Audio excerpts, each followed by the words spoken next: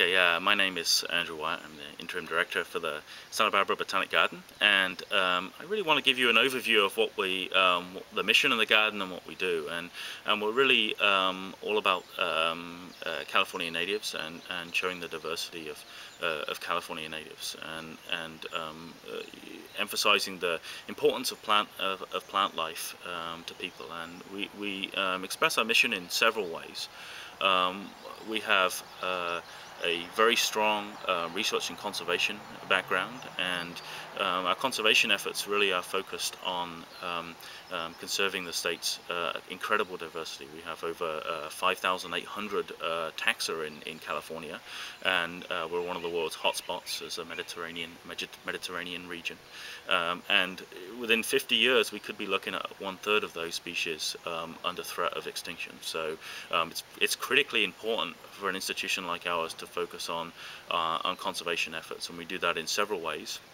One is we do that for awareness of conservation of existing land.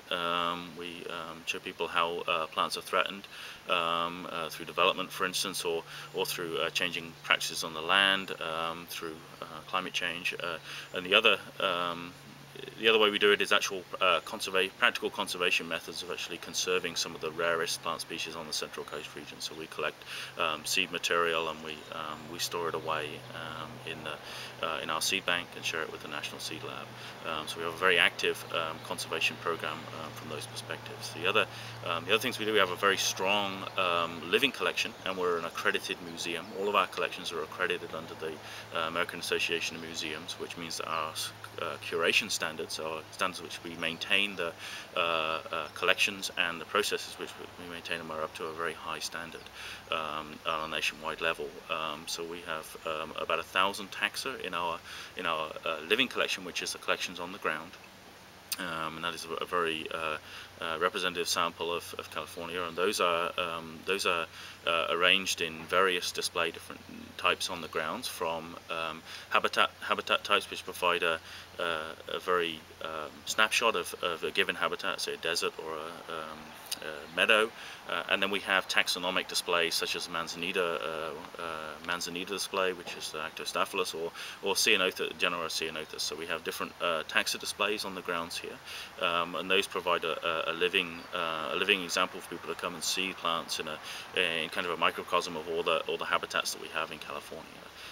We have very strong education focus all the way from K through 12, and we focus on ecology and plant life and the native people's uses of plants, ethnobotanical uses. So we have a very strong focus, and that's geared partly towards the state's education standards, and also very strong teacher training and evening classes for school programs. So we have an outreach component to our education too. And then we have as far as our other collections, we have a 140,000 specimen herbarium, which really is a solid grounding for our taxonomic research, for not just ours but other institutions and individuals' taxonomic research of the region, floristics studies, and supports a very grounding base in science here on the Central Coast, and represents one of the largest collections on the Central Coast.